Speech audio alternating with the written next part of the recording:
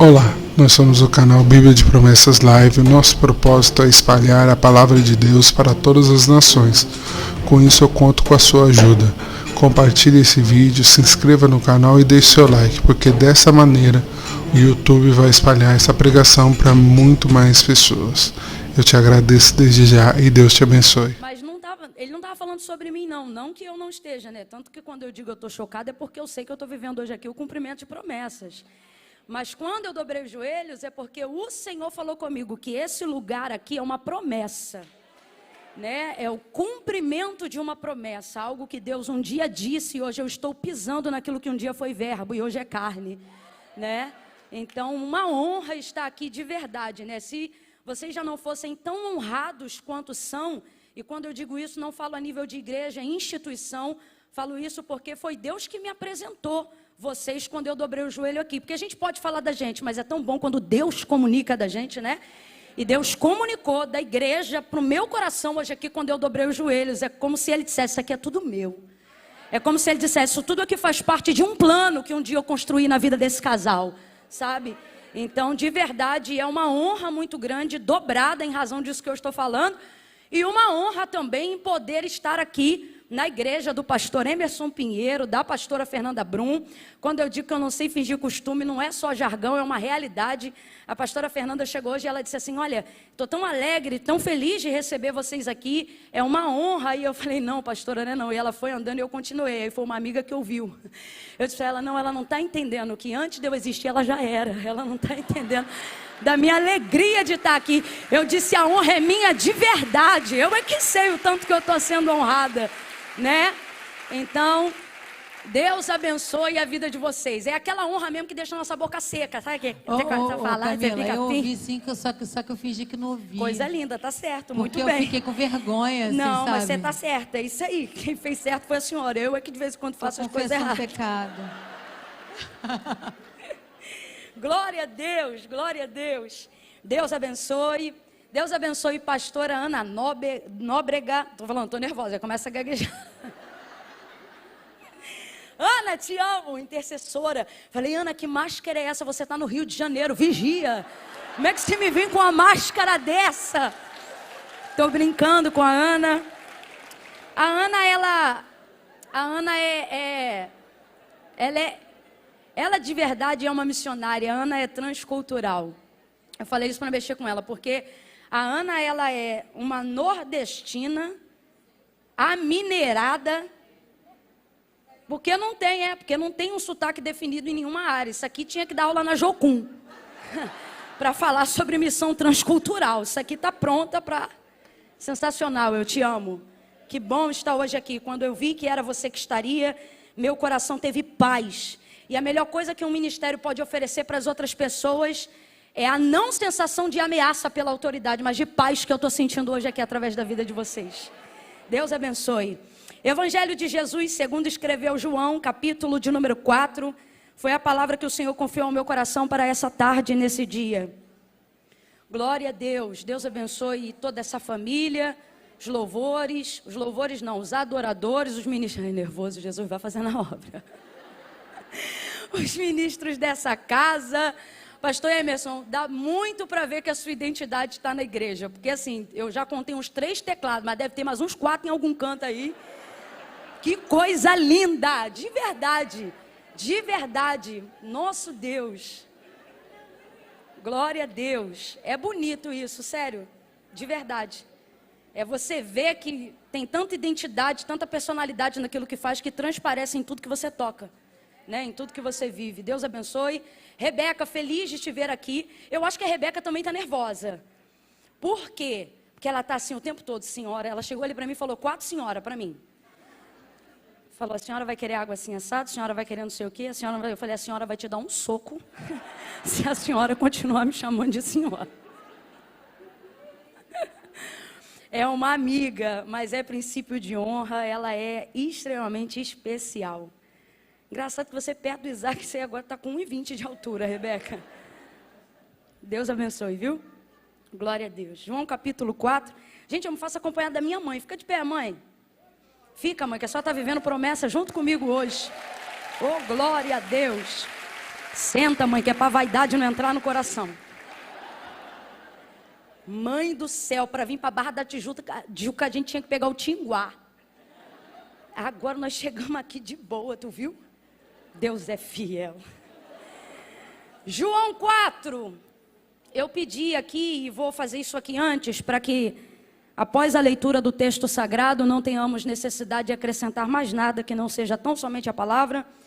E aí eu gostaria de dizer para vocês que os materiais que o Senhor nos confiou, né, são materiais, são vestuários, e foi uma forma que Deus nos deu de conseguirmos ser mais ativos e mais relevantes na obra missionária. E como eu estou numa igreja extremamente missionária, a pastora me deu liberdade para poder falar deles aqui. E eu gosto, quando posso, quando tenho liberdade, falar do propósito que essas roupas carregam, porque elas são a forma que a gente encontrou de ser útil no campo. A gente trabalha com esse material há 3 anos. No primeiro ano, a gente investiu em lugares fora do Brasil, África do Sul, Bolívia, países da América Latina. Mas há 2 anos, o Senhor falava comigo que Ele estava inaugurando algo no Brasil, e eu quis participar disso. E então, sobre a palavra que diz, feliz é a nação cujo Deus é o Senhor, nós encontramos alguns projetos sérios de base dentro da nossa nação, que estão no norte, nordeste, extremo norte do país, sertão da Bahia e ribeirinhos do Amazonas. E ali a gente tem feito a diferença nos últimos 2 anos, especificamente monetariamente. A gente não leva o produto que é necessário para o lugar. A gente faz um estudo daquela região, do que ela está precisando monetariamente, ou qual é a área de combate, e quanto a gente precisa ter de investimento para combater aquela área. Por exemplo, existia uma cidade de 5.000 habitantes, onde a maior mortalidade ali, né, o obituário alvo ali, era por mortalidade infantil, causa de desnutrição, fome.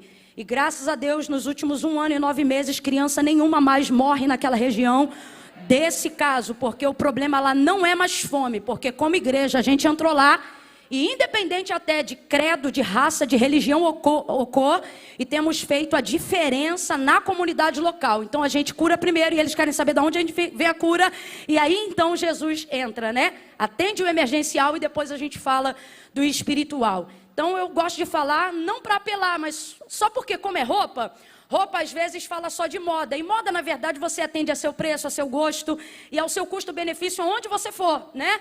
Então eu gosto de falar para você entender que não é só moda, mas é uma oportunidade de tornar o nosso amor a missões coerente com as nossas atitudes, tá bom? E aí quando terminar, se você desejar adquirir, vai estar ali no... Não, aqui é muito chique, não dá para falar bazar não, como é que a gente fala? Na loja, minha mãe arrebentou, minha mãe falou, vamos inventar uma boutique agora. Vai estar aqui na boutique, aqui do lado. Tem o vestido do leão, que é o queridinho delas.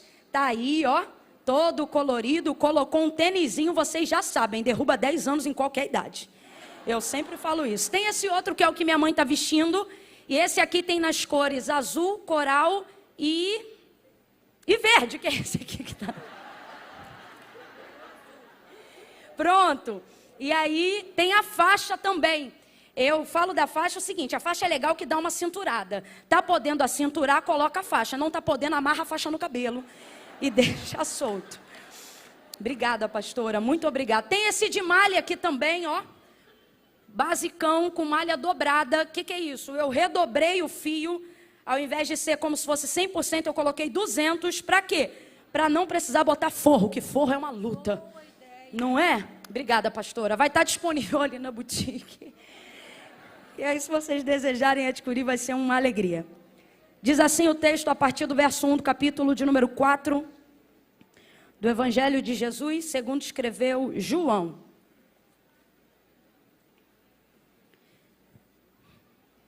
Quando os fariseus ouviram que Jesus fazia e batizava mais discípulos do que João, se bem que Jesus não batizava, e sim os seus discípulos, ele deixou a Judeia e voltou outra vez para a Galileia. Vamos lá, gente, ele deixou e voltou outra vez para e era-lhe necessário passar por Samaria. E chegou, pois, a uma cidade samaritana chamada Sicar, perto das terras que Jacó dera a seu filho José. E estava ali a fonte de Jacó. E Jesus, cansado da viagem, assentou-se junto à fonte, e era quase a hora sexta. Nisto veio uma mulher samaritana tirar água, e Jesus lhe disse: dá-me de beber. Pois os seus discípulos tinham ido à cidade comprar comida. E disse-lhe a mulher samaritana: como sendo tu judeu, pede de beber a mim, que sou mulher samaritana? Pois os judeus não se davam com os samaritanos. Respondeu-lhe Jesus: se tu conheceras o dom de Deus e quem é o que te pede, dá-me de beber, era tu que lhe pedirias e ele te daria água viva. E disse-lhe a mulher: Senhor, tu não tens com o que tirar e o poço é fundo, onde pois tem água viva? És tu maior do que nosso pai Jacó, que nos deu o poço, do qual ele próprio bebeu, e bem assim os seus filhos e o seu gado? E respondeu-lhe Jesus: todo aquele que beber desta água tornará a ter sede, mas aquele que beber da água que eu lhe der nunca mais terá sede.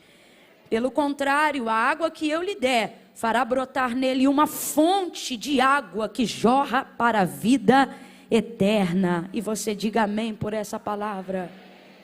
Glória a Deus. Eu creio que essa tarde é uma tarde de resposta, uma tarde de direcionamento.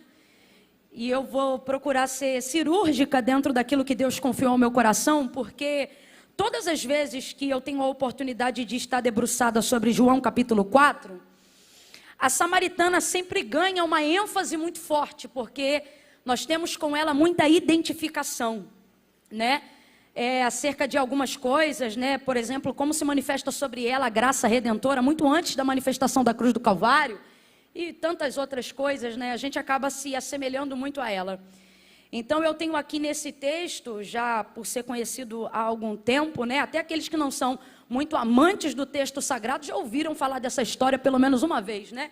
Quem é que nunca ouviu falar daquela que tinha 5, que teve 5 e o 6º não lhe pertencia, né? Mas dessa vez, de ontem para hoje, o Senhor ele tem falado ao meu coração sobre dar ênfase ao que Jesus fez na sua condição ministerial diante dessa situação aqui. Então hoje a ênfase ela vai estar mais do que nunca, né? É tudo sobre ele, mas hoje mais do que nunca vai estar voltada para ele. Eu tenho pelo menos aqui umas 5 oportunidades de sermão, onde eu já pude fazer em cima desse texto, mas nunca uma tão específica sobre Jesus. Mas eu sinto que nessa tarde Jesus disse: eu quero que o meu povo faça exatamente como eu fiz nesse dia. E uma das coisas que ele fez, e certamente é a mais difícil de fazermos, foi ter deixado a Judéia naqueles dias para se dirigir a Galiléia.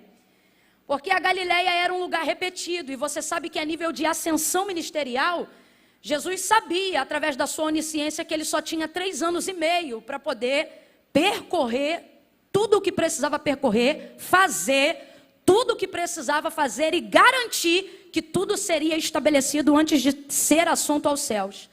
O que mostra um dos princípios mais elevados do próprio Deus, né? O princípio do tempo. Até o Filho do Deus vivo, o Senhor de toda a eternidade, também tem prazo, também tem tempo. Também se submete a isso, assim como seu pai fez, porque o Deus que poderia criar céus e terra, tudo que existe e o que há, dentro do tempo que quisesse fazer, o livro do Gênesis, independente do apontamento interpretativo, uma coisa é literal, o quê? Teve um tempo, e um tempo onde o próprio Deus inseriu, ele se inseriu e determinou, fez a mesma coisa acerca do princípio do descanso, mesmo não precisando descansar, mas também fez isso porque ele é pedagógico, ele estabelece princípios dos quais, não precisando, também é capaz de fazer. Só para nos mostrar que está nos dando a graça necessária para fazer também, como ele fez. E aí aqui nesse caso, é a mesma coisa. Então voltar outra vez para a Galiléia requer passar por um lugar onde ele já havia passado. E chega a ser complexo para a gente tentar imaginar Jesus passar novamente por um lugar onde ele já tinha passado, porque a gente normalmente só volta em lugares por 2 motivos, basicamente. Primeiro, se a gente gostar. E o caso da Galileia não era só afinidade pessoal, porque gostar a gente vai ver em João 9, João 10 e João 12, que é quando Jesus deixa claro que retornava à casa de Lázaro, não por necessidade, mas porque os amava. Afinidade pessoal. Tirando esse fato, a maioria dos outros lugares onde Jesus percorria, ele fazia isso com muita objetividade, tanto que, se ele estivesse em um lugar onde ele não pudesse frutificar, dentro daquilo que se propunha a ser feito naquele lugar, ele não ficava. Porque Jesus é muito intencional, muito proposital, e tudo isso por quê? Porque ele sabe que tudo isso está na regência de um tempo, está na regência de um prazo que mesmo sendo o Filho do Deus vivo, e como a gente aprendeu na escolinha bíblica dominical, mesmo sendo 100% homem, mesmo sendo 100% Deus, ele se mantém nesses princípios. Lembra quando Maria, sua mãe, diz para ele, olha, o vinho acabou, e ela está pedindo dele alguma coisa, e ele deixa claro algo acerca do prazo, quando ele diz, ainda não é chegada a minha. Se ele sabe qual é a hora chegada, sabe tudo que precisa fazer antes de chegar a sua hora. Jesus não tem o domínio para mudar as coisas do tempo no que tange a sua humanidade carnal, mas ele tem planejamento daquilo que ele vai fazer enquanto não chega a hora do que precisa definitivamente ser feito. Isso mostra um nível de coerência que não adianta, né? Pode ter unção, pode ter ministério, pode ter poder, pode ser cheio de Deus, pode ser cheia de Deus. Você pode falar em línguas de manhã, de tarde, de noite, pode ter promessa. A primeira coisa que Deus estabelece acerca de princípio para a vida é que tudo nessa vida tem um prazo. Eu estou colocando prazo ao invés de colocar tempo, porque quando a gente fala tempo, isso parece que coloca sobre a nossa vida um nível de margem onde a gente sempre vai ter tempo. Isso vai colocando em nós um tipo de ilusão, uma falsa esperança, que tipo assim, vai sempre dar tempo. Mas você me desculpa, hoje eu vim usar exemplo do próprio Filho de Deus, para dizer para você que quando Salomão, no auge da sua sabedoria, na inscrição do Eclesiastes, ele vai dizer que há um propósito e há um tempo determinado para todo propósito debaixo do céu, ele não está querendo te dar esperança para dizer dá tempo, o que ele está querendo dizer tem prazo, então adianta o seu tempo, agiliza o seu tempo, planeja o seu tempo. Então hoje, só para a gente entender, não estou querendo te apavorar, mas é necessário hoje aqui um despertamento. Deus não está dizendo você perdeu tempo, Deus só está dizendo você está se distraindo acerca do prazo. Então fica ligado, fica ligado, fica ligado. Camila, será que é assim? É assim. A Bíblia diz que a tribo de Issacar recebeu isso como se fosse um dom de Deus. Diz que eles dedicaram a vida deles desde o nascimento, desde a sua formação, para discernir os tempos e as estações.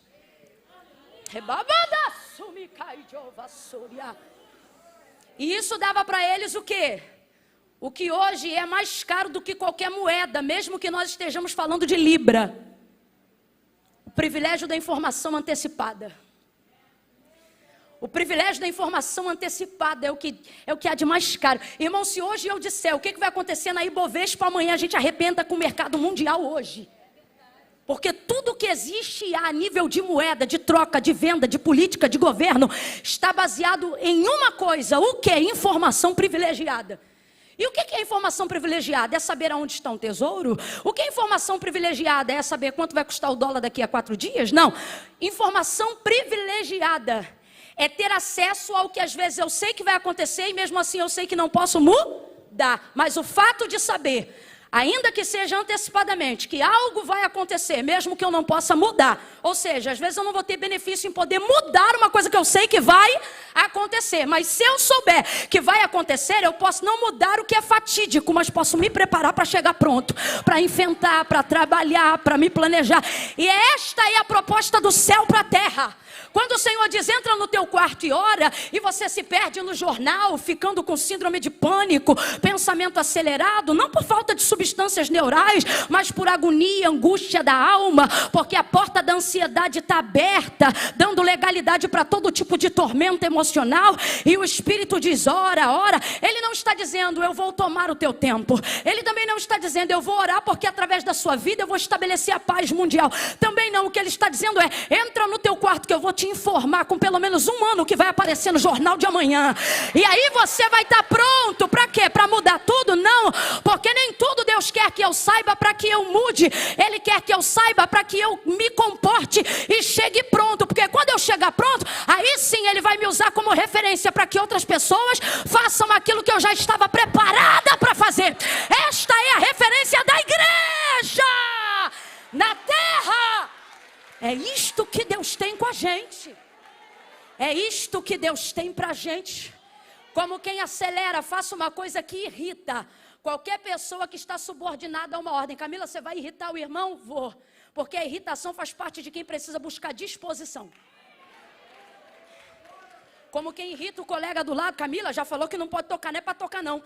Não tem nada que irrita mais uma pessoa do que você subordinar ela a algo que ela precisa fazer assim, ó. Vambora, vambora, vambora.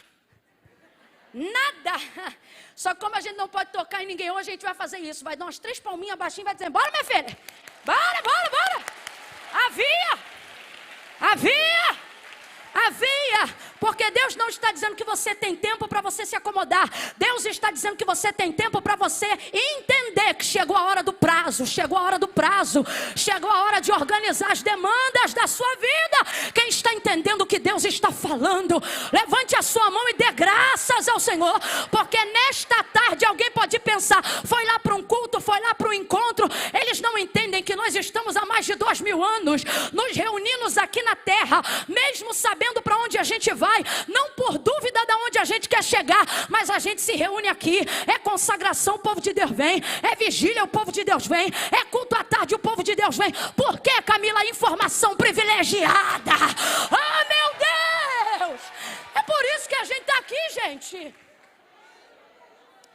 Quem diz que adora a Deus, a despeito do que ele faz, só por causa daquilo que ele é, ainda não entendeu de verdade os propósitos de Deus. Quando você mal conhece Deus, já diz, eu adoro Ele pelo que Ele é. Isso é uma verdade filosófica, mas não é vivida. Porque a única maneira de você saber quem Deus é convivendo com aquilo que Ele faz. Todo mundo que eu conheço, que quis dar uma de filósofo, ao invés de dar uma de sincero, e querer servir a Deus só pelo que Ele era, antes de se identificar com as obras dele, não aguentou. Porque faltou experiência para identificar quem ele era. É claro que depois de um tempo de maturidade, a gente aprende que ele já não é o que ele faz. De fato e de verdade é por causa de quem ele é. Mas a gente só chega nesse estágio depois de se relacionar com as suas obras.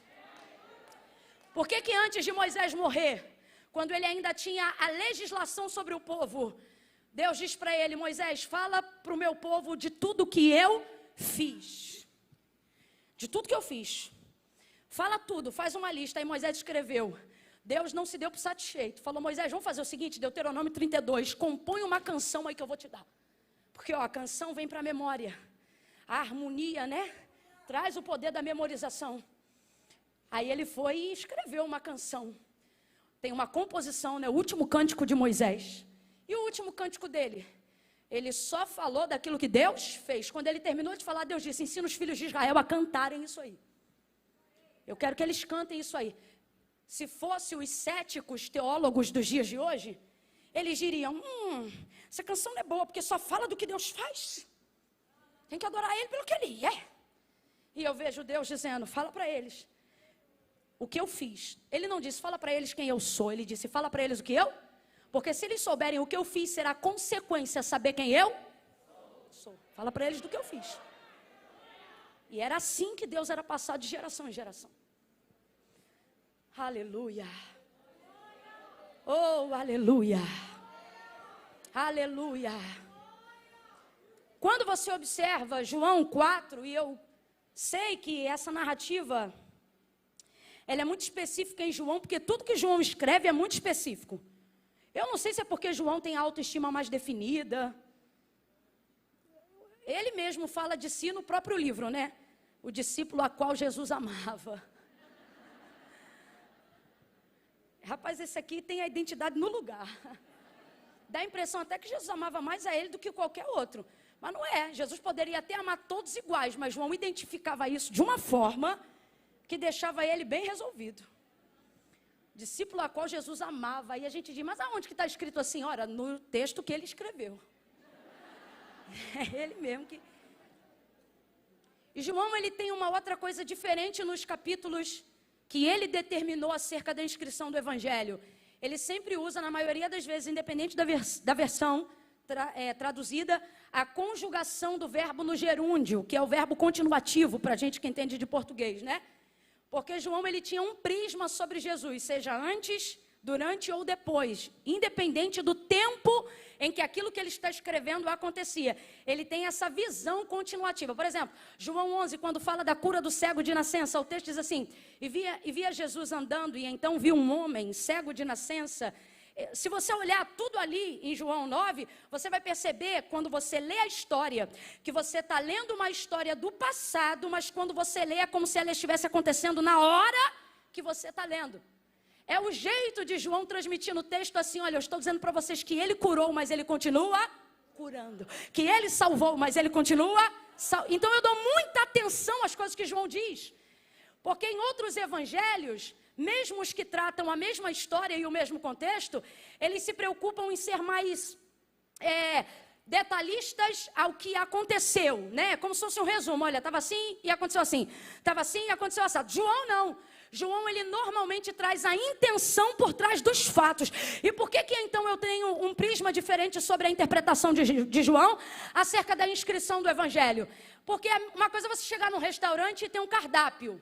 E você vai pedir a comida, mas cada chefe de cada restaurante vai cozinhar aquilo que você pediu do jeito dele. Quem está entendendo, diga amém. É diferente de quando você quer fazer essa comida em casa, aí você tem que pedir a receita. Você não vai comer só o prato, você vai pedir a receita. Quando eu olho para o jeito de João escrever o Evangelho, eu vejo que ele não diz só o que aconteceu, mas quando ele revela qual era a motivação ou a intenção de Jesus por trás do fato, é como se nas entrelinhas ele desse para a gente a receita, como quem diz assim, pode acontecer de novo. Se você entender a receita, porque quando você sabe cozinhar, você fica refém de quem cozinha? Não, se a pessoa está, você come. Se não tiver, você come também. Rapaz, a coisa é tão apertada, se a gente for usar o exemplo de cozinha, que se alguém fizer o que a gente faz, mas não fizer do jeito que a gente faz, a gente não come. Então, João, ele dá a receita da intenção. E qual é a receita da intenção? Isso aqui pode deixar alguém escandalizado, mas a verdade é uma graça, a verdade é a graça escandalizadora que liberta, né? Por exemplo, o verso de número 3, de número 4, deixa claro que a motivação original, intencional, essencial de Jesus, ao passar por Samaria, não está ligada, por exemplo, à mesma alegria de quando ele queria ir à casa de Lázaro. Por quê? Porque não está ligado ao que ele sente, está ligado ao que ele sabe que precisa fazer. E aí muda tudo. Muda tudo. Uma coisa é você fazer o que sente, outra coisa é você fazer o que sabe. Tem coisa que você faz porque você sabe que tem que fazer, não significa que você está feliz fazendo. Quem aqui levanta 4 horas da manhã para trabalhar? Tem alguém aqui? 4 horas, está lá a serva do Senhor, outra aqui, o varão lá. 4 horas da manhã. Irmão, 4 horas da manhã, eu não sei quanto tempo esse pessoal trabalha num tipo de trabalho onde esse é o horário que tem que levantar, mesmo que seja numa demanda do lar, né? Aí 4 horas, fala aí, irmã, tu levanta dizendo, 4 horas, maravilha! É assim, irmã, que tu levanta todo dia 4 horas da manhã? Eita glória! Alguém está feliz por quê? Porque levantei 4 horas da manhã. É assim, irmã?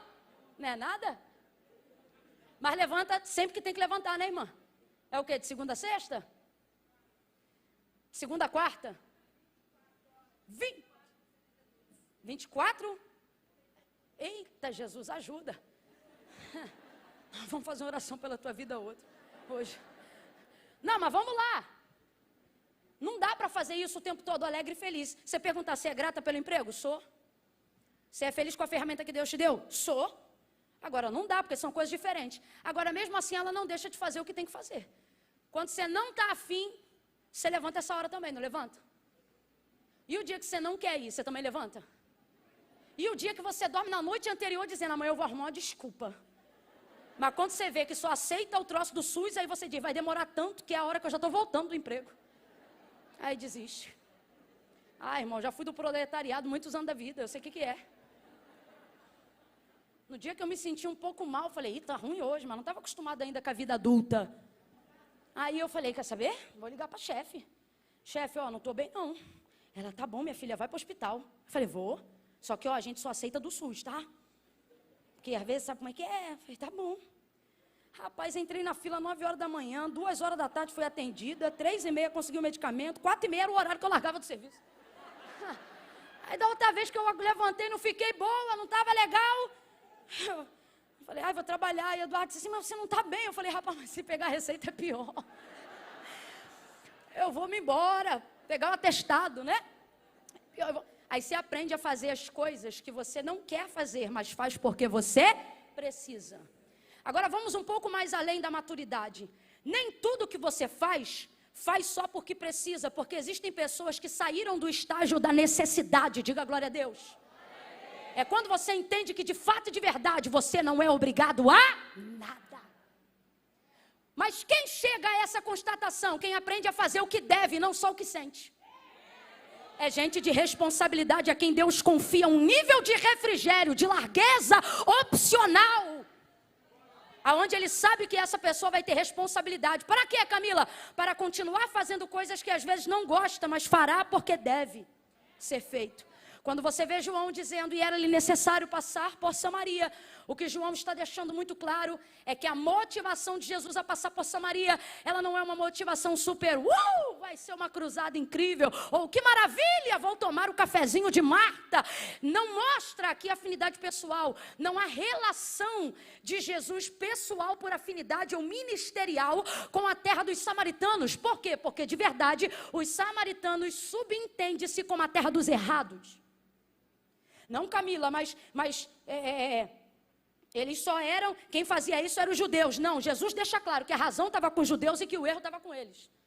Na hora da confissão do pecado dela, quando ela pensa que está diante de um profeta, e então Jesus está prestes a dizer que na verdade, mais que um profeta, ele é o filho do Deus vivo, ela já fica chocada e temerosa, mas para bem, não é para mal não, porque não é porque está na terra de errados que não presta. O problema de estar na terra dos errados, não é que os errados não sabem que estão errados, é que eles estão errados, só não sabem como se consertar. Porque o pecado ele é assim, ele te mostra a porta de entrada, quando você quer sair, tu não vê porta nenhuma. É mais ou menos Samaria. Quem são os samaritanos? Eles estão errados porque quem perverteu a lei foram eles. Eles estão errados porque quem miscigenou a raça foram eles. Eles estão errados porque quem decidiu construir ídolos constituídos por mãos de homens no mesmo monte onde o altar de Deus já existia por intermédio de Jacó foram eles. Quem decidiu sair de uma teocracia para uma democracia espiritual foram eles. Tanto é que quando ela decide, após a confissão do seu pecado, por auxílio de Jesus Cristo, né? Porque ele sabia que ela não tinha marido, sabia ou não sabia?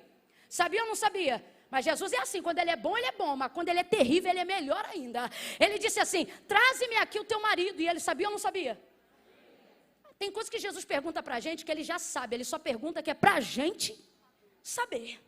Porque tem situação que a gente está que a gente não se enxerga. Aí ela diz, eu não tenho marido. Ela acabou de confessar que era peguete de um cara, que era de outra mulher. Acabou. Agora eu vou te perguntar, isso que ela falou é bonito? Isso que ela falou é bonito? Mas Jesus olha para ela e diz, disseste bem. Tem hora que dá um... Você fala, rapaz, eu subo um monte, eu viro debaixo da cama, eu boto a boca no pó, eu estou quase comendo pó, para ver se há esperança. E o Senhor, quando estou na tua presença, Ele diz, desce. Hoje eu entendo porque Ele faz isso. Não é que Ele está dizendo desce mais no jejum, porque não tem mais para onde descer. Não é porque Ele está dizendo desce na consagração, que não tem mais para onde descer.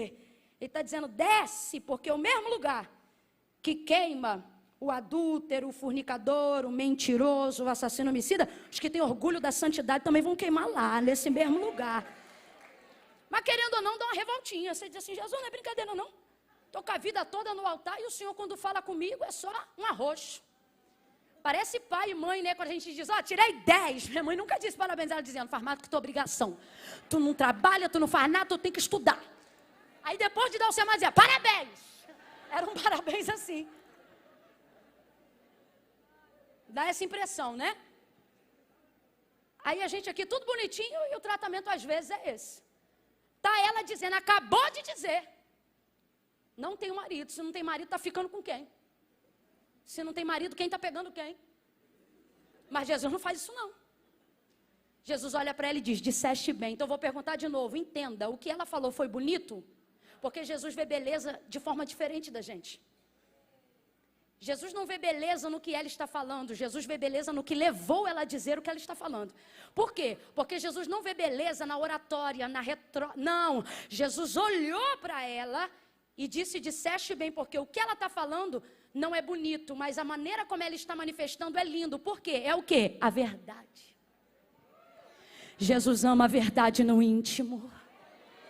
Quando a verdade é manifestada, seja por uma confissão, pedido de perdão, ou a verdade sobre um pecado, parece que tudo de podre que tem na gente perde o foco, e ele olha só para a verdade, e ao invés de dizer miserável, ele diz amado. Disseste bem. Nesse contexto, quando ele diz disseste bem, olha isso, gente. Ela percebe que está diante de alguém que ela julga ser um profeta, mas é o Filho do Deus vivo. Aí Jesus deixa algo muito claro para ela. Quando ela diz assim, onde é que se deve adorar? Volta a fita, rebobina para entender isso aqui. Nessa cultura ocidental nossa, a gente acha que adorar é vir para o culto, levantar a mão e dar glória.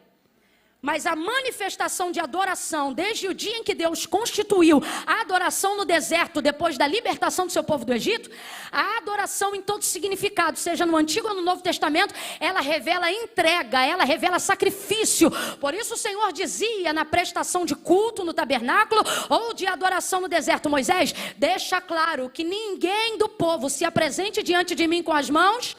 Aí lá na lei do levirato, ou em toda a junção de Levítico, ele vai dar a instrução de quanto cada um deveria entregar, em que condição, de acordo com o seu pecado. Por exemplo, se alguém tivesse um pecado X, aí ele dizia, leve 2 bodes. Se fosse ações de graça, ele dizia 1 ovelha. Se fosse consagração de filho, 1 bezerro ou 2 pombinhas. Vai estipulando de acordo com a necessidade de cada um. Quem está ouvindo até aqui, diga amém. Porque a adoração em toda manifestação bíblica não tem a ver, nunca teve, nunca terá com glória a Deus, aleluia ou liturgia oriental. Tem a ver com entrega. Por isso Davi já conhecia a liturgia, o ritual, mas mesmo assim se sentia vazio depois do pecado de Betseba. Ele não ofereceu nenhum bezerro nem 2 não, foi uma matança aquele dia. Depois do que ele fez com Betseba, ele fez tudo o que podia para, através dos ritos, da entrega e da oferta, olha isso, estou falando de Antigo Testamento, para conseguir fazer Deus se voltar novamente para ele de novo, para ter restituído a alegria da salvação. Mas aí ele vai escrever um pouco mais à frente, e ali ele fala da decepção dele, do arrependimento verdadeiro dele, não quando escreve o 51, mas quando capítulos mais à frente, ou melhor, salmos mais à frente, ele diz assim, tu não te comprases em ofertas, porque se assim fosse, mais holocaustos eu te daria. Agora, ó tempo, eu sei que para ti um espírito quebrantado e um coração contrito não desprezarás, ó Deus. Agora ele trouxe a oferta certa. Por quê? Porque a adoração não tem a ver com ritual litúrgico. A adoração não tem a ver com finanças. Mas Camila, envolve tudo isso se você tiver a intenção certa. É isso que Deus está olhando. Se eu pudesse falar isso aqui, a grosso modo eu diria, Deus ama a oferta, mas só se a oferta falar do ofertante. Se não falar, para ele não é nada. E aí dentro desse contexto, para você entender o que está aqui no capítulo 4, quando ela se percebe, quando ela nota, que está diante de uma situação de pecado confessado, e acredita que está diante ou de um profeta ou de um sacerdote, seja o que for, de um judeu a quem ela considera superior a ela. E por quê? Porque todo samaritano sabe que está na condição do erro. E quando você está na condição do erro, o outro pode não ser um nada, mas se ele tiver certo, ele tem autoridade sobre você. Aí, parece que ela sai da conversa, mas ela não sai da conversa não. Ela diz assim, aonde é que se deve adorar? Se você olhar com a visão ocidental, você diz assim, ela ficou sem graça. Jesus acabou de dizer, tu tiveste 5 e o 6 que tu tem não é teu marido. Aí ela diz, onde é que se deve adorar? Fica parecendo que ela saiu da conversa. Tipo assim, tem um culto por aqui, deu uma de crente. Porque não sei se tu já percebeu, crente é assim. Tu entrar no teu prédio ou no escritório, a pessoa achar que tu é crente, ela começa a cantar um hino do nada. Só para tu ver que ele é crente. Aí ela, quem olha a grosso modo, pensa assim, ficou sem graça, tentou fugir da conversa. Não. Porque o pior não é saber o que eu tenho que fazer depois que o pecado é confessado. O pior é confessar. Depois que eu confesso, irmão, o que eu tenho que fazer vira fichinha. A pior prisão do pecado, você pensa assim, ó, eu não posso falar por causa disso, por causa daquilo. Exatamente, porque o pior, na verdade, é falar. Depois que você fala que desaba tudo, aí tu começa a construir de novo. É a parte mais difícil. Falar. Então, quando ela percebe que está diante da oportunidade de ser livre dessa cadeia, não, ela não foge da conversa, ela entra dizendo, aonde é que se deve adorar? Vou traduzir, aonde eu levo oferta para expiação desse pecado que eu acabei de confessar. Nas entrelinhas, olha o que ela está dizendo, como é que eu resolvo isso aqui, profeta? Ela não está com medo não, ela está dizendo, tá bom, já falei, estou no rolo, agora eu quero resolver.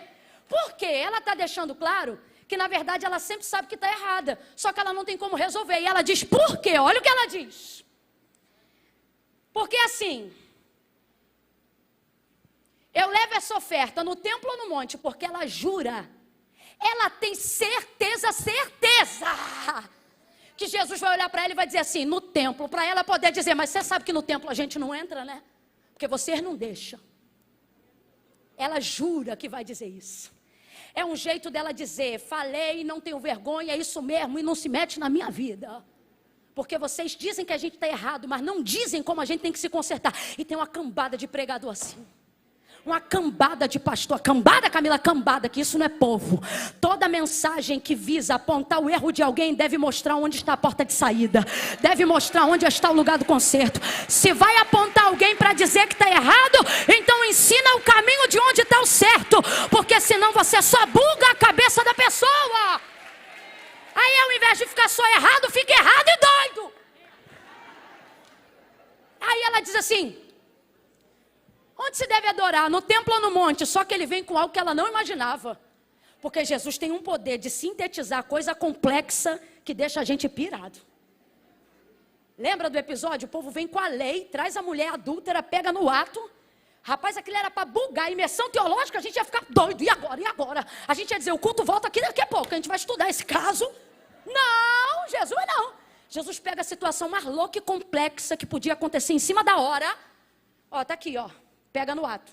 Moisés disse, aí traz a lei para respaldar. Rapaz, Jesus pega um troço que não está na lei. Mas tem respaldo tanto como se fosse a lei. E ele sai da situação em 5 minutos. Que 5? 60 segundos. Ele olha para ela, está a lei, está o ato. A síntese dele. Quem não tem pecado, atire a primeira pedra. Acabou a imersão teológica de Jesus. Resolveu na hora. Deu-lhe um seminário, bugou a mente de todo mundo, vai todo mundo para casa estudar. Rapaz, ele falou, mas está errado. Não sei. Ele olha para ela, João 4, e diz assim, tu sabes que a salvação vem dos judeus. Então quem está errado? Obrigado, ainda bem que tu estava aqui. Vamos lá, gente, Jesus está deixando claro que se o lugar certo do concerto é no templo em Jerusalém, significa que os samaritanos estão errados. Estão errados. Não é um julgamento, é uma constatação. Não precisa ficar preocupado com isso. Tu sabes que a salvação vem dos judeus, entre linhas, tradução, Jesus está dizendo, tu sabes que se tu quisesse levar oferta para a expiação desse pecado, a única forma de ser liberada era num altar legítimo, por um sacerdote legítimo. E esses aí só estão aonde? No templo em Jerusalém. Mas como é que uma samaritana vai entrar em Jerusalém, gente? Não entra. Eu imagino ela preparando já o fôlego para argumentar e ele deixando claro, dizendo, tu sabes que a salvação vem dos judeus. Ele está dizendo, você sabe que vocês estão errados. Só que ele termina sintetizando, dizendo assim, nem no templo, nem no monte. Porque ela diz, eu levo essa oferta onde? No templo ou no monte? O que ela está dizendo nas entrelinhas é isso aqui, ó. O que Jesus, está dizendo é isso aqui, ó. Filha, tu leva aonde? Ó a sinuca de bico dela. No templo tu não entra e no monte Deus não recebe. É isso que ela está querendo dizer. No templo eu sei que eu não posso entrar. E no monte sei que Deus não vai receber. Por que Deus não vai receber no monte? Porque Deus não divide altar quando ele tem altar legítimo. O mesmo altar que tem lá em cima do monte, lá em Samaria, é altar que está do lado de Moloque, é altar que está do lado de Baal, é altar que está do lado de Azera. E Deus não vai dividir isso. Se Baal tem seus amantes, Deus não. Deus não se submete. A gente tem que entender, irmãos, adoração com Deus é um negócio muito sério. Se ele não for a prioridade, ele não aceita ser mais nada. Não é que você coloca, a gente tem essa mania quando está pregando, né? De dizer assim para os irmãos, a gente coloca Deus aqui. Tipo, a gente dá para Deus 70%. Quem não dá para Deus 100% está iludido de que está dando alguma coisa. Porque se Deus não for prioridade, ele não aceita ser nada. Se ele não for primeiro lugar, ele não fica no segundo. Ou é o primeiro ou ele sai. No templo ou no monte? Aí Jesus responde, deveria ser no templo, mas no templo você não entra. No monte quem não recebe é Deus, mas vou resolver teu caso agora. Por que ele resolve? Porque você precisa de um sacerdote, eu sou o sumo. Tem coisa que a gente acha tão complexa. Você diz, eu tenho que ter dinheiro, eu tenho que ter plano de saúde. Aí Jesus está dizendo, você só precisa de mim. Eu sou o que você precisar que eu seja. Na hora que você precisar que eu seja. Qual é a situação dela? Pecado. Qual é a situação dela? Libertação. O que ela precisa? Ser alcançada. No templo ela não entra. No monte Deus não recebe. Aí Jesus está deixando claro que vai perdoar os pecados dela agora. Mas como não tem novilho? Como não tem bode? Como não tem altar? Como não tem templo? Aí Jesus deixa muito claro. Você precisa de um sacerdote, eu sou o sumo. Você precisa de um cordeiro, eu sou imaculado. Você precisa de um templo. Lembra quando ele olhou para o templo e ele disse, eu derrubo e construo em 3 dias? Ele está dizendo, eu sou a morada que você precisa habitar. Sabe o que ele está dizendo? Eu sou tudo que você precisa que eu seja. Mas não sou no templo e não no monte. Eu sou aqui para todos aqueles que se arrependem verdadeiramente. Para todos aqueles que descem verdadeiramente. Ele olha para ele e diz, nem no monte, nem no templo. Mas a todos aqueles que o adorarem em espírito e em verdade. Ele está dizendo, pode não ter nada na mão, mas se tiver no coração, eu vou patentear a tua oferta. Vou legitimizar o sacrifício. Vou te dar um banho de sangue e vou te promover. Imediatamente no mundo espiritual, ela é transportada do império das trevas para o reino do Filho do seu amor. Aleluia. Quem é essa mulher? Bispo T.D. Jakes usa uma analogia que eu nunca mais vou esquecer. Ela é a chave em Samaria. Por quê? Porque Jesus não está tratando só com ela porque tem uma obra na vida dela, mas porque ela é a chave que abre a porta para alcançar todos os samaritanos. Para quê? Para cumprir-se uma profecia dita pela boca de Isaías, aonde messianicamente ele determinava que não só os termos de Israel, mas até as regiões de Tiro e Sidom, e também a província de Sicar, a quem Deus saberia que já estaria deplorável nos dias de Jesus, seria também alcançada pela manifestação da glória do Filho de Deus aqui na terra. Jesus vai estender o mapa. Agora volte ao verso de número 4. João revela tudo isso quando diz assim, e era-lhe necessário. Sabe o que significa? Vai acontecer algo estrondoso, vai acontecer algo maravilhoso, vai ser apoteótico, vai mudar os planos no meio do plano, porque o plano era só passar, e passar dita muito rápido, só que o texto diz que naquele dia Jesus ficou ali mais uma noite e um dia. Porque tem coisa que a gente só sabe como começa, mas depois que a gente obedece, a gente não tem noção. Jesus tem uma obra específica. Por que ele deixa a Judeia? A motivação que o fez deixar a Judeia não foi por plano do que ele iria fazer em Samaria. Quando você tem prazo, você não empurra nada.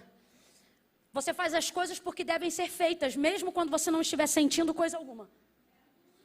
Vida com Deus, vida devocional, hábito, rotina, só funciona quando você para de agir só de acordo com o que você sente.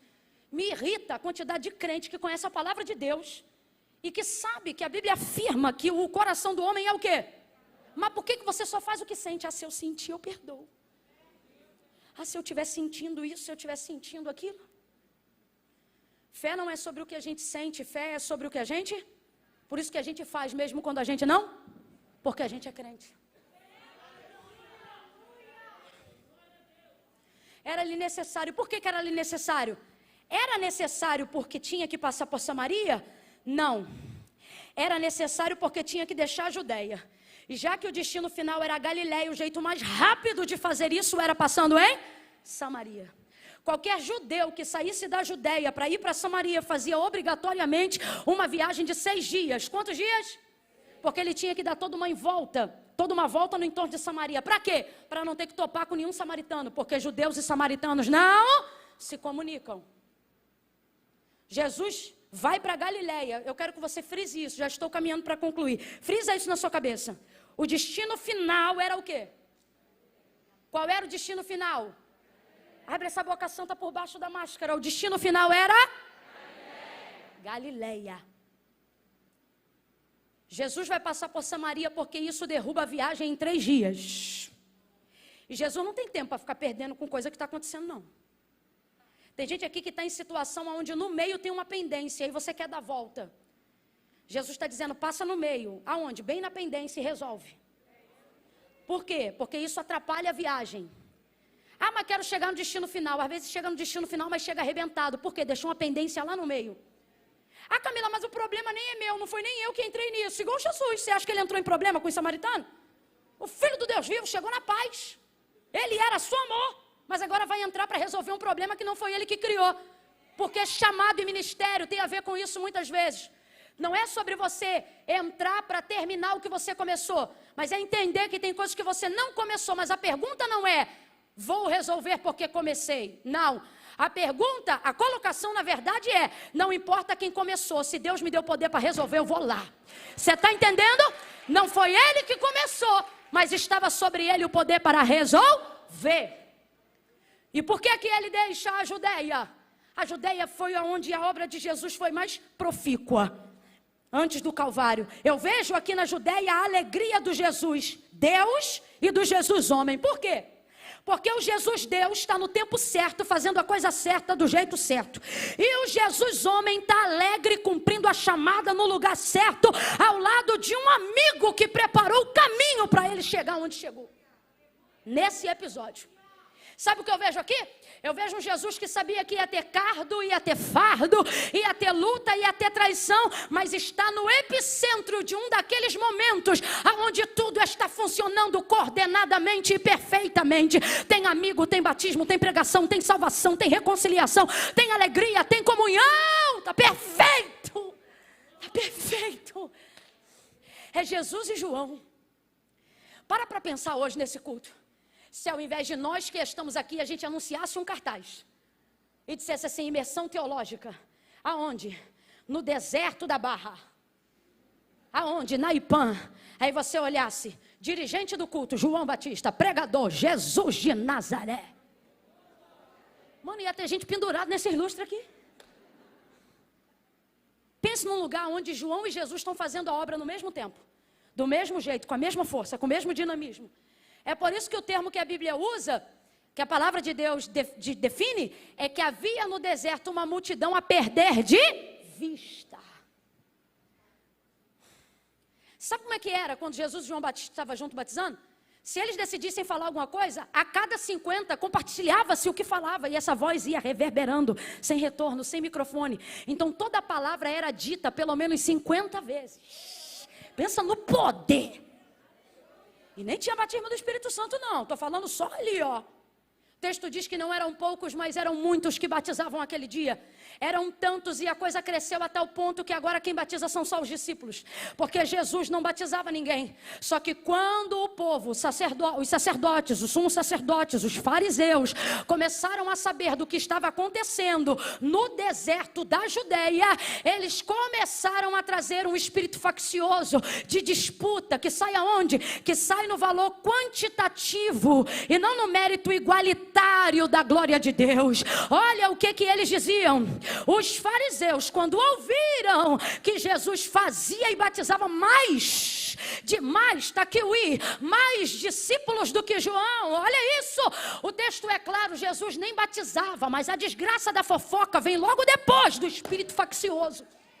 Se tiver facção, tem divisão. Se tiver divisão, a fofoca entra na hora. que é o comparativo, é o valor, é a guerra. E isso não podia acontecer com a obra. Escuta o que eu vou lhe dizer. Quem começou isso aqui foi João. Deus não quebra princípio de honra, mesmo sendo a glória dele. Aquele que não usurpou sendo igual a Deus, mesmo sendo, mas desceu. Você acha que ele vai ter problema no deserto da Judeia? Vai nada, irmão. Quando ele vê que a facção entra, a primeira coisa que ele faz é... Agora, foi João que levantou a facção? São os discípulos que estão de contenda? Não, quem é que está falando o que está falando? Só que ele sai antes de disseminar. Quem tem maturidade não dá tempo para o diabo agir. Quem tem maturidade faz o que precisa ser feito antes de ver o que está para acontecer. Informação privilegiada, acesso, você vê a lei antes de acontecer. Olha isso. A coisa estava dando tão certo e estava tudo tão bem, que imediatamente, não é coincidência. Analise o texto e você vai ver que não é coincidência. Imediatamente, ao saber disso, ele vai deixar a Judeia. Por quê? Porque tem coisa que para continuar boa, você tem que saber a hora de sair. Tem coisa que para continuar funcionando, você tem que saber a hora de tirar o teu pé. Aquilo que foi bendito ao entrar, só vai ser bendito ao sair, se você souber a hora de... Jesus preservou a obra. E se eu fosse falar isso aqui num linguajar bem crentez, sabe o que eu diria? Quem sabe para que foi chamado não disputa.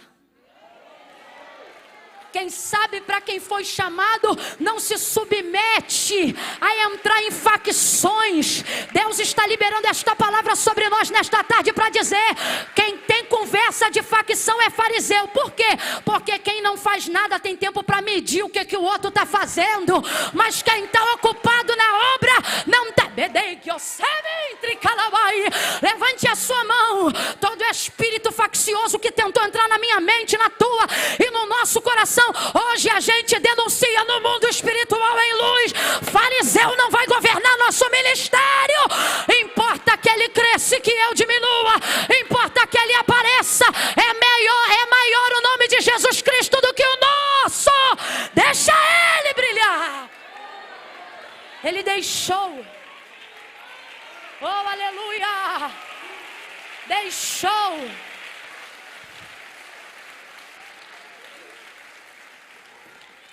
Deixar uma coisa, irmão, que não está dando certo é mole. Quem é pastor é que vai saber dizer isso aqui. Eles entram pelas portas assim: Deus mandou eu vir aqui.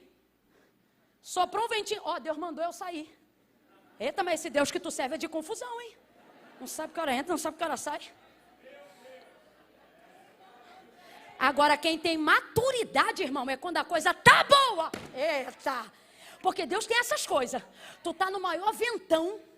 Tu diz: Deus, eu vou sair. Ele diz: fica.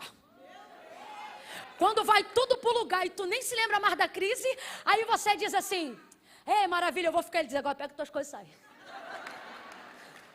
Deus é assim. Ouça isso. É fácil sair quando tu tá dando errado. Difícil é você sair com a popularidade em alta. Rapaz, o deserto da Judeia está popocando.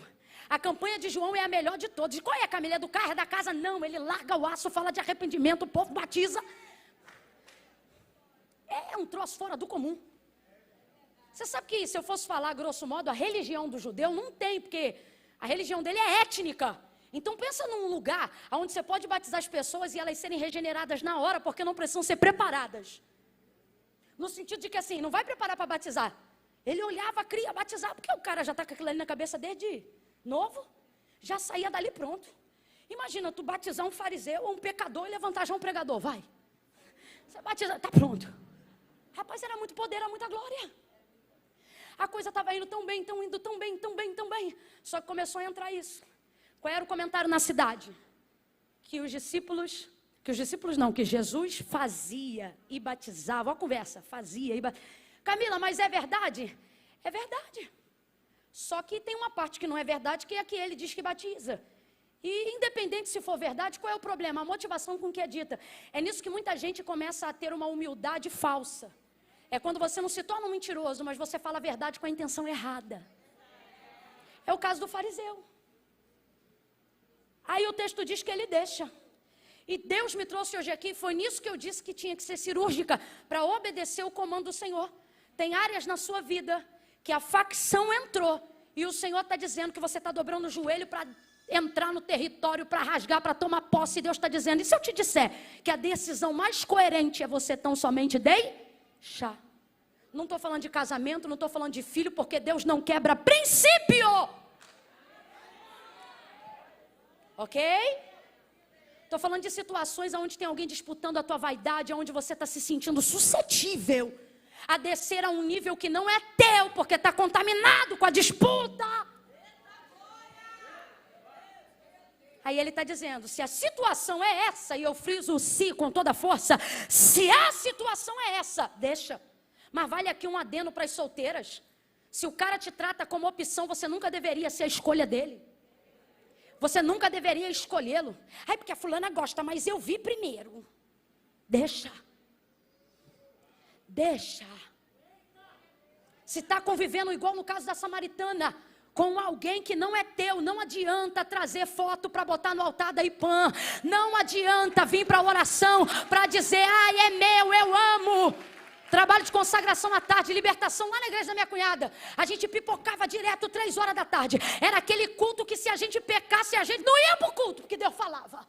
E não tinha esse negócio de processo não, meu irmão. O profeta olhava para você, apontava na tua cara, contava o teu pecado na frente de todo mundo. E ainda dizia assim, não é assim? A gente ainda tinha que falar, foi verdade. Era assim, eu sou dessa época. Aí daqui a pouco tá a gente no final do culto, tinha mesa, pedido, oração. Isso aí vai de fé para fé, de lugar para lugar. Aí veio uma moça no final do culto, não foi, mas botou na minha mão. Falou, ora por esse homem aqui. Deus falou, não ora não, que não é dela não. Na hora. Falou, não ora não, que não é dela não. Está querendo fazer comigo igual fez Balaão. O rei fez com Balaão. Eu olhei para ela, botei a foto assim, virei, botei a mão na cabeça dela e falei, santo Deus. E comecei a clamar pela vida dela, liberta ela. Guarda, e em amor, não foi em julgamento não. E para ela entender que aquilo não era dela, para Deus dar graça para ela,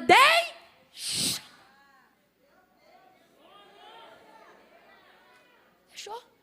Aconteceu nesse dia um negócio que eu nunca mais esqueci. Era a única foto que ela tinha na Bíblia. Ela foi-se embora e não lembrou de pegar a foto de volta. A foto ficou lá, no cesto de oração, nunca mais. E não é porque, não, ela foi-se embora, nunca mais foi na igreja, não fez mais a campanha, esqueceu da foto. Parece essa aqui. Quando você entende o prazo e a vontade de Deus para a tua vida, aquilo que era prioridade muda de lugar. Não é o ponto principal, mas vale a pena o comentário. A mulher chega com um cântaro, ela quer água, briga para não dar água. Jesus não precisa de água, mas pede água. No final ele não bebe água, ela não puxa água. Todo mundo está saciado sem tomar um gole d'água. Ela reclama, vai ouvindo, ela reclama porque não queria dar para ele o cântaro, porque judeus e samaritanos não se comunicam. Ele estava disposto a beber do cântaro dela, mas do cântaro dela ninguém bebe. Porque se judeu não me dá moral, também não vou dar moral para judeu. No final das contas, não puxa água, ninguém toma água, ninguém bebe água, está todo mundo satisfeito e o texto diz que ela larga o cântaro. E entra na cidade sem cântaro. Se você entender o tempo, você vai ver que as prioridades mudam. Que o que agora parece importante, que o que agora parece que é tudo na sua vida, Jesus reputa a nada, se você entender a sua hora e o seu tempo. Deixou a Judeia, Camila, mas a obra estava muito boa, e para continuar boa ele teve que deixar. Fale aí, para continuar boa ele teve que deixar. É isso aí que Deus está dizendo para algumas pessoas aqui. Se você não gravou nada do que eu falei em todos esses tanto de minuto, Deus está dizendo para você, se você sabe o que é, deixe hoje. Deixe aqui agora. Deixe no melhor lugar onde você pode deixar algo. Deixe no altar do Senhor. Deixou para ir para onde? Vou me rasgar todinha aqui. Na hora por mim. Deixou onde, gente? Deixou tudo lá na Judéia. Para ir para onde, gente? Para onde? Galileia. Mas aconteceu tanta coisa em Samaria, que a impressão que a gente tem é que ele deixou a Judéia para ir para...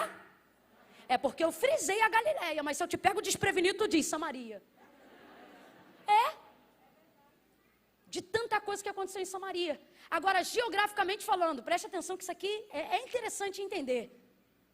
Sabe o que é Galileia? Galileia está na região norte. Judeia, subentende-se sul. Samaria, nessa linha geográfica, representa justamente o lugar do meio. Então, olha que bacana. O lugar que Jesus está indo representa o norte. Quem já teve uma mãe brava? Aleluia. Já deve ter ouvido pelo menos uma vez na vida, ou um pai dizer assim: toma um rumo para a tua vida, toma um norte. Tua vida precisa de um norte.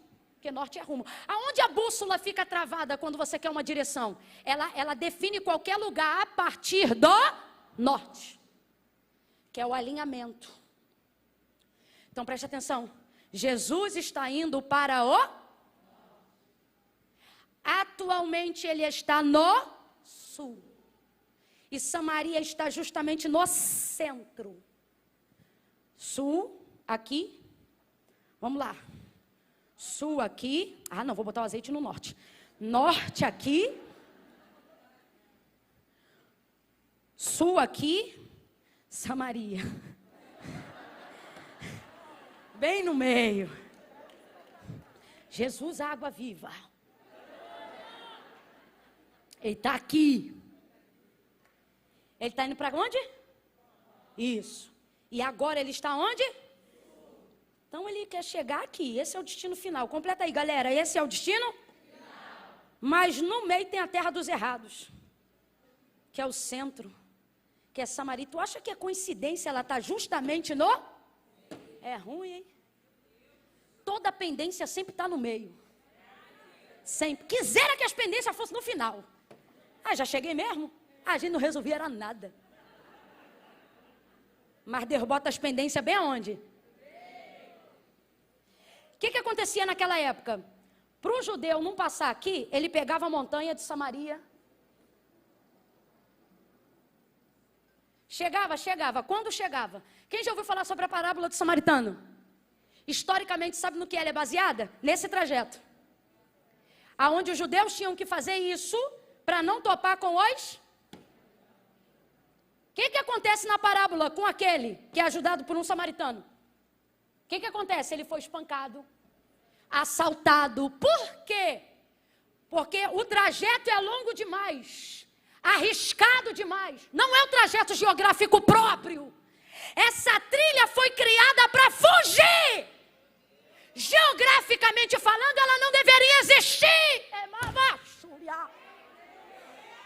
Aí, o que acontecia? Pra gente que viaja direto, tô doida, tô sentindo uma unção de Deus aqui. Jesus vai alinhar. 2021 é tempo de alinhamento, de convergência.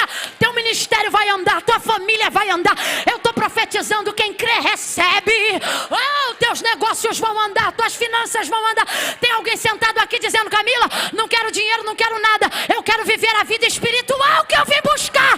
Recebe, tua vida espiritual vai andar como nunca. Deus vai arrebentar com os atalhos do caminho. Você vai ganhar tempo. Você vai ficar cansado pelos motivos certos.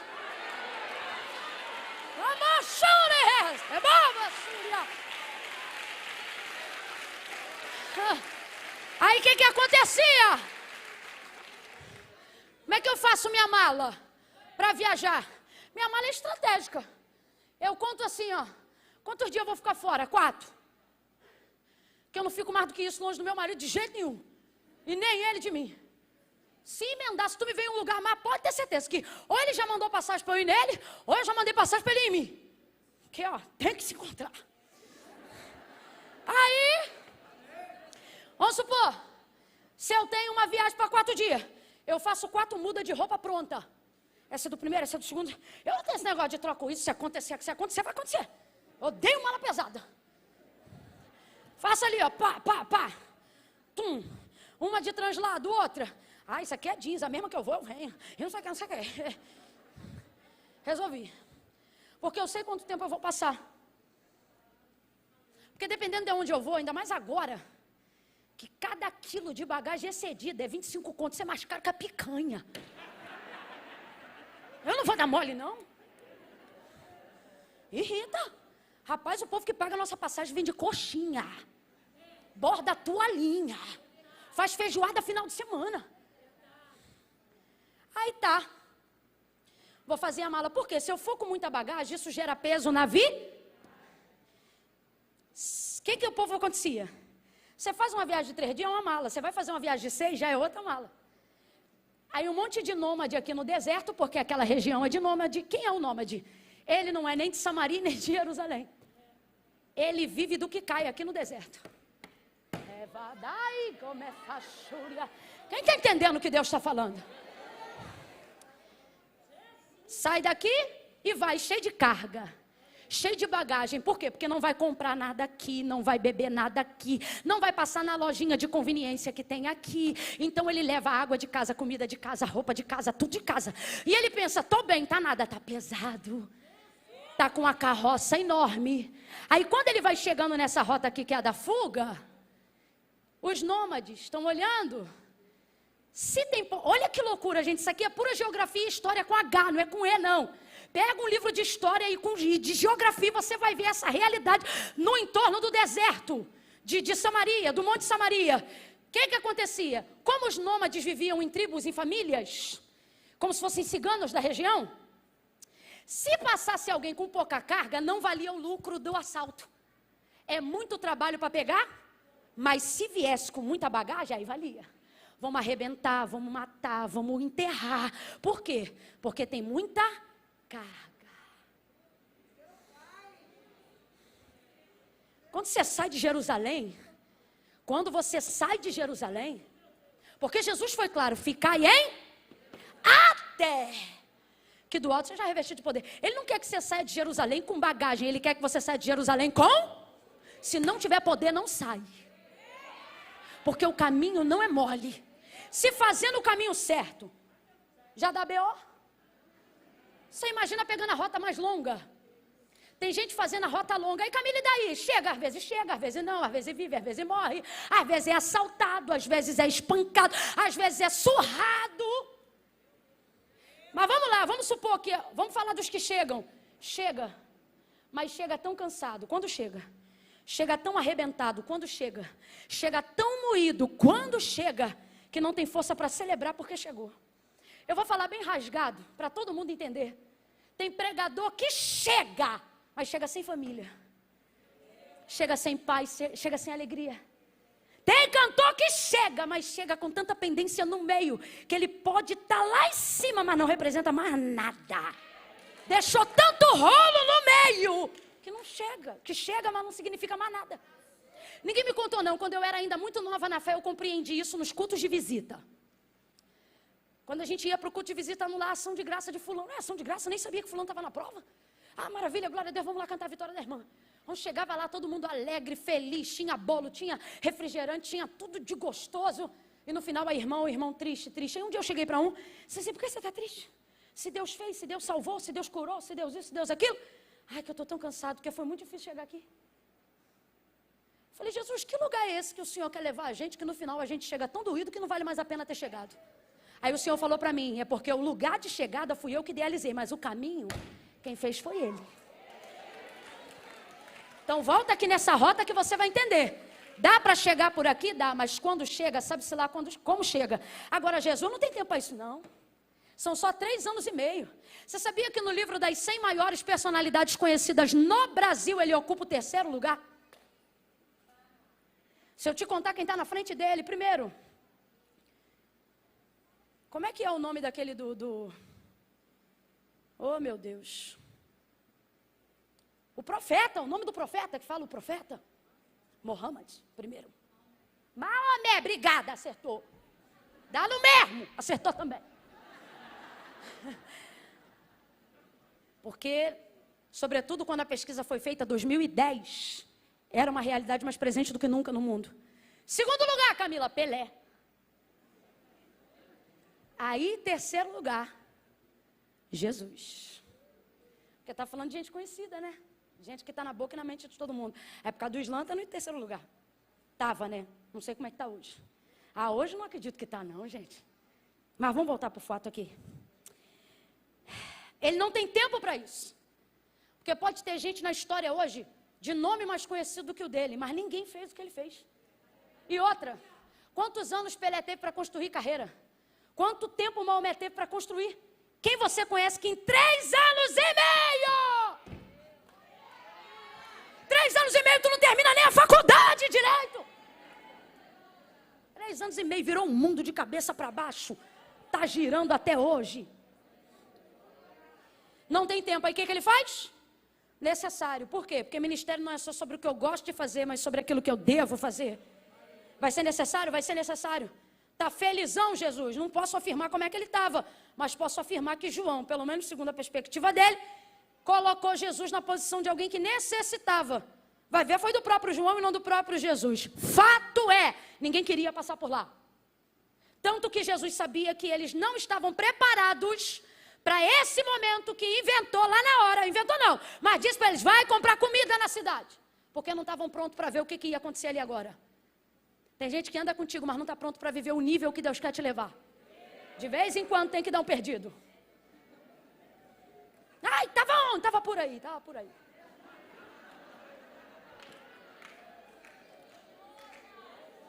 Quando eles voltam não. Foram comprar comida. Jesus então senta.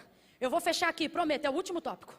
Jesus senta. E o texto diz por que ele sentou. Porque ele chegou como, gente? Cansado. Chegou cansado. Está muito cansado. Para a palavra de Deus dizer para um homem que andava mais de 13 quilômetros, aproximadamente 13 quilômetros por dia, dizer que ele está cansado é porque ele estava muito cansado. Chegou cansado, mas nem é Galileia, é Samaria. E é aqui que você começa a entender a necessidade de descansar. Por que muitos ministérios, casamentos, empresas, vidas espirituais estão naufragando? Porque a logística da nossa mente funciona assim, quando eu chegar eu descanso. Você projeta fazer tudo o que precisa ou deseja fazer depois que você chegar. Quem já perdeu a hora do almoço e depois perdeu a fome porque decidiu só comer depois de terminar uma coisa que já estava fazendo? Geral. Aí chega uma hora que você não tem mais fome, você só tem dor de... Porque o estômago já cerrou, mas o cérebro está ali, ó, latejando. Eu não sei quem inventou, não dá para eu levantar aqui um estudo emocional, não sou psicóloga clínica, só falei desse jeito para você achar que eu estudei psicologia, mas também não estudei. Mas é um efeito recompensa de que tudo que eu fiz, que eu sou, que eu quero, só é válido depois que eu chego onde eu quero. Aí as coisas passam a ter prazer e passam a ter significado. Só que vamos lá, nos últimos 7 anos, depois desse movimento coaching motivacional, emocional, aonde se tem dado mais valor para a alma, para a mente, para as emoções do que nunca antes, a gente começou a perceber. Você quer ver? Eu me lembro. A primeira linha do coaching apareceu dizendo assim, nada contra, tá? São só dados. De verdade, nada contra mesmo. Na primeira linha foi assim, sucesso, coisa sobrenatural. A gente lotava os ginásios para quê? Para aprender um método que não conhecia, uma coisa que a gente não tinha ideia. Para quê? Para a gente arrebentar nas vendas, para a gente ter sucesso na empresa, para a gente ser feliz. De 3 anos para cá, mudou. Agora a ideia é rotina, hábitos, paraná. Por quê? Porque começamos a entender que como a vida é uma jornada, o ideal não é você esperar para ser feliz, mas ser feliz enquanto vai para lá. Sim ou não? É a melhor maneira, é a mesma coisa. Quando Deus chamou Abraão para sair da terra dele e ir para uma terra que ele ia mostrar, ele disse para Abraão qual era a terra? Ele disse para Abraão qual era a terra? Era a mesma terra que o pai queria chegar, era a promessa antiga Canaã. Mas Deus falou para ele? Não, Deus não falou para ele não. Porque para Deus não importava necessariamente aonde ele ia chegar, mas importava o jeito que ele ia fazer a viagem. Tudo que Deus tem para cumprir na nossa vida, Ele pode fazer cumprir do dia para a noite. Quem está entendendo, diga amém. E por que Deus não faz? Porque Ele não está preparado para nos dar? Ou porque nós não estamos preparados para receber? Agora, Camila, esse não receber significa que nesse intervalo de tempo, Deus tem que me provar, me humilhar, nada disso. Sai desse misticismo religioso desgraçado. De que para ser profeta tem que ser pobre. De que quanto mais de Deus, menos dente na boca tem que ter. De que para ser vaso não pode ser assim ou assado. Sai disso. Isso é misticismo religioso. O que Deus deixa claro é que nesse intervalo de tempo, você vai poder desenvolver com Ele o que nós chamamos humanamente de relacionamento. Camila, mas Deus ama a todos igualmente. Há alguma coisa que eu possa fazer para que Deus me ame mais? Não. Há alguma coisa que eu deixe de fazer para que Deus me ame mais? Também não. Deus vai amar do mesmo jeito. Porque isso não tem a ver de como Deus se relaciona com nós, isso tem a ver de como nós. Então, Camila, o amor de Deus por todos é igual? Igual. A oportunidade salvífica é igual? Já foi, totalmente. Eu digo já foi porque já é. Agora, a maneira como cada um se relaciona com Deus não depende de como Deus serve Ele, depende de como Ele serve a Deus. O que eu estou dizendo? Quando Deus chama Abraão para sair da terra dele e ir para a terra da promessa, vamos dizer assim, Deus podia trazer a terra, se quisesse, para Abraão onde ele estava. Só que Deus vai fazer com Abraão algo que Ele quer fazer com todo mundo a quem Ele quer dar o destino da jornada. O quê? Ter Ele no trajeto. Por quê? Porque a alegria não é chegar lá para dizer eu tenho. Porque isso não é garantia de que você vai continuar tendo. Quantas pessoas você conhece que tiveram promessa, Deus cumpriu, mas não tem mais o Deus que cumpriu? Fala a verdade, fala a real. Por quê? Porque não souberam fazer com Deus relacionamento enquanto iam para lá. Você quer ver? Eliseu prometeu a Sunamita um filho. Ele disse, tu conceberás e darás à luz a um filho em cabo de 1 ano. Ela teve um filho, sim ou não? Quando a gente acredita que o menino tinha ali quase 12 anos de idade, que era o tempo que ele podia sair para ir para o campo, para o trabalho do pai, o texto diz que nesse dia o menino morreu. Agora eu te pergunto, é responsabilidade de Eliseu ressuscitar o menino? Não, ele disse que o menino ia nascer. Nasceu ou não nasceu? Viveu ou não viveu? Mas quando o menino morreu, ela foi atrás do homem de Deus. Agora eu vou te perguntar de novo, ele tinha obrigação de ressuscitar Eliseu? Perdão, o menino tinha obrigação? Não, mas ele ressuscitou sim ou não? Sim ou não? Porque isso ali não tinha a ver com a promessa, tinha a ver com um relacionamento de mais de 15 anos. Ele entrando, comendo, vivendo ali com ela, com o esposo, com a família. Olha como é que relacionamento com Deus é importante. Ter a garantia de que algo que Deus falou vai cumprir não é o melhor. O melhor é saber que Ele vai me dar manutenção, jeito de administrar. Porque se tudo que Deus promete para a gente é maior do que a gente, porque não fala sobre a nossa capacidade, fala sobre a dele, significa que eu por mim mesma não tenho condições de gerir nada que veio de Deus para mim, não tenho. Humanamente falando, não. Quantos ministérios sucumbiram debaixo da própria glória? Quantos sucumbiram debaixo da própria sabedoria? Fala aí, minha professora que está aqui com a gente. Quantas pessoas sucumbiram debaixo da própria genialidade? Gente que a gente olha e não reconhece mais. Não porque não tem, mas porque mesmo tendo não é mais. Por quê? Porque se Deus te deu algo ou falou que vai te dar, é algo muito grande, é algo que nem cabia em você. Mas é Ele que faz caber, Ele que dá o jeito dele. Então veja, o negócio não é você chegar. O negócio é você saber o que faz depois que chega. O negócio é você saber se você teve no tempo que andava relacionamento o suficiente para agora fazer disso uma vitória e não um peso. Porque quantas pessoas vivem hoje debaixo de um peso? Porque estão tendo que suportar sozinhas aquilo que Deus disse que era junto. Por que Moisés está num vale com o povo?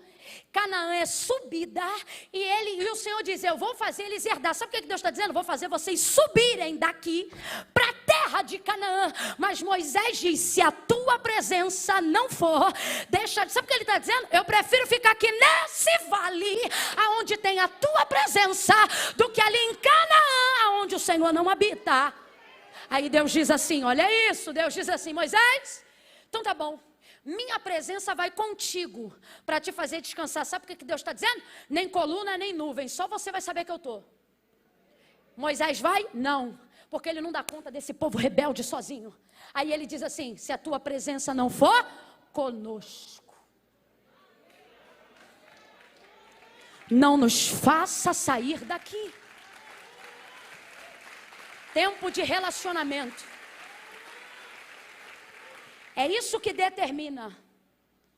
Sara fica maravilhada, porque quando ela vê o leite saindo, é que ela descobre que o Deus que deu o filho também deu o leite. Porque quando Deus diz, vou dar o filho, você só pensa no filho, não pensa na manutenção. Quando alguém diz assim, vou dar o carro, tu esquece do IPVA, do seguro, tu esquece até que tu não tem garagem. Tu esquece até que não tem carteira. Só que Deus está dizendo, se fui eu que te prometi uma coisa, eu não sou igual o pai que faz o filho e larga. Ele está dizendo, não, quando eu te prometer o filho, eu vou te dar leite. Se eu te prometi o carro, eu vou te dar uma casa com garagem. E se eu te prometi o carro, eu vou te dar o combustível. Ai, Camila, que eu estou não vendo, é porque foi você que comprou. Porque quando é Deus que dá, Ele traz manutenção àquilo que Ele entrega. Volta para o texto e a gente vai encerrar. É que a terra aqui é muito fértil, pastora Fernanda. Aí a gente fica assim jorrando, perde a noção das coisas. Mas a mensagem é prazo, vamos terminar no prazo.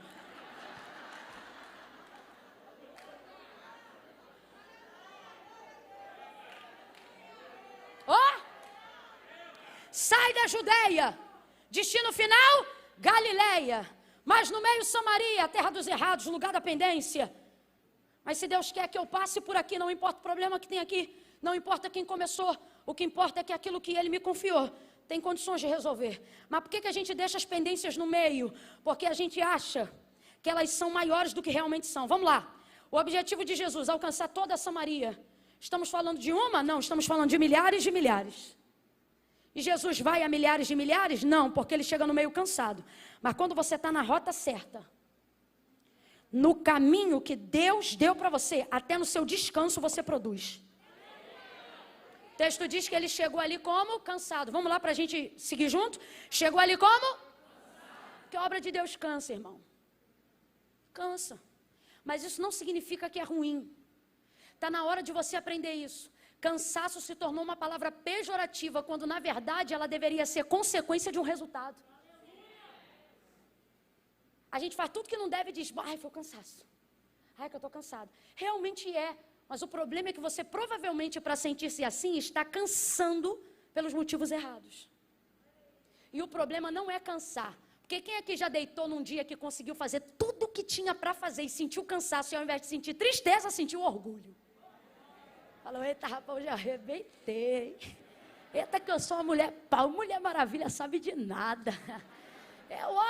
Quem já sentiu isso? Qual foi o homem que tinha um cronograma de um dia que parecia ilógico, mas você deu conta, fez até o que não estava no plano. Quando você deitou na cama, você disse, rapaz, eu sou macho.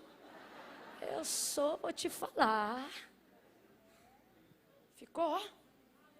Porque o problema não é ficar cansado. O problema é saber o que está nos... Qual é o motivo do cansaço?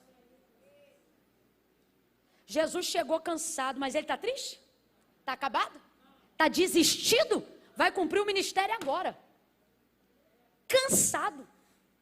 Chega e senta no poço. Por quê?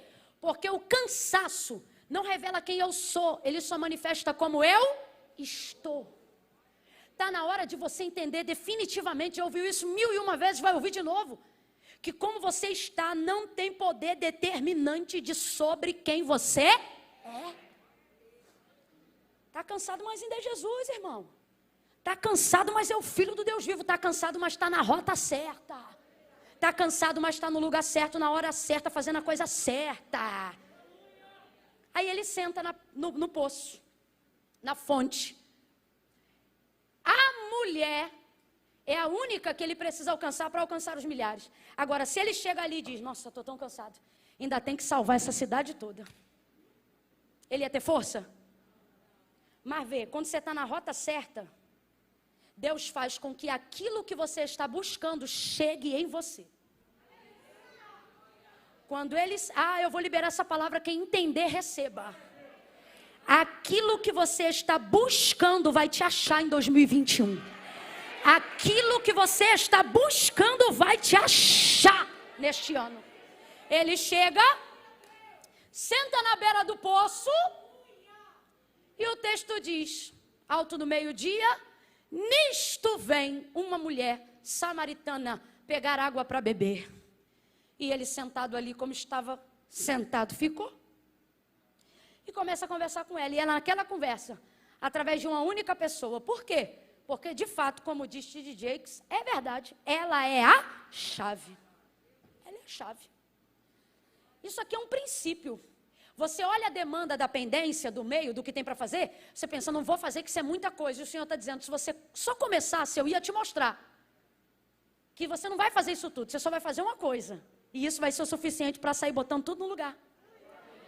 É o caso dele com essa mulher. Olha o que a Bíblia diz, que o pecado entrou no mundo por um. E quantas pessoas foram necessárias para ele sair do mundo? Só um.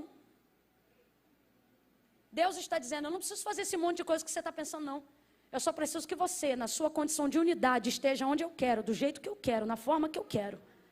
E eu vou te mostrar que isso tudo que você acha que é um montão de coisa, vai como se automaticamente resolvesse, só por você estar posicionado aonde você deveria. Sentou no poço, a mulher veio, ficou maravilhada, aconteceu tudo isso que a gente disse no início.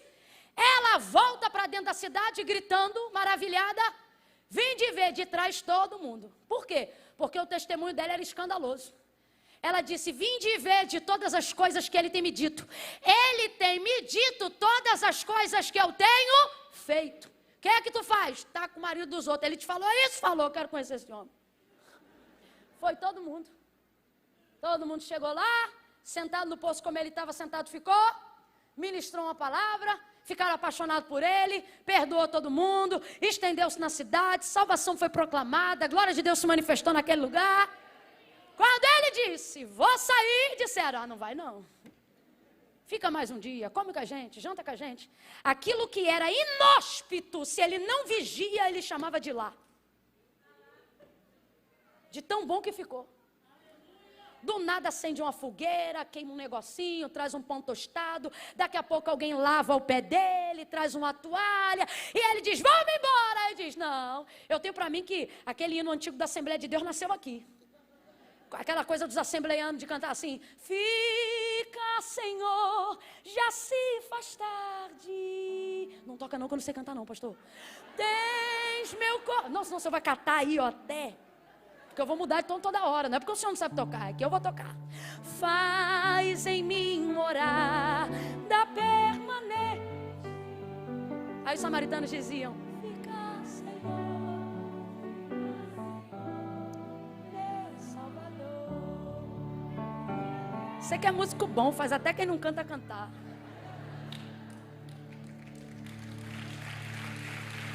Aleluia. Aleluia. Ai, Camila, eu estou cansado. Você acha o quê? Que era imersão, não era surf, não. Era imersão. A Bíblia diz que quando o corpo está cansado é porque a alma já abasteceu o suficiente. É, Salomão diz isso.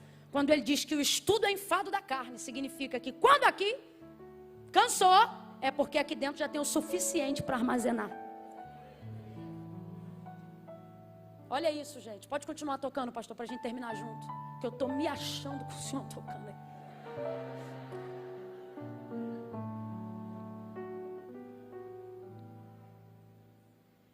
Nosso problema é que a gente acha que só tem recompensa no final. Só tem vitória no final. Só tem honra no final. Só tem milagre no final. E o Senhor está deixando claro hoje aqui. Não deixa a sua ânsia de chegar no final roubar de você a experiência do durante. Porque é isso aqui que faz você chegar aqui e ao invés de dizer cheguei, você vai dizer vivi.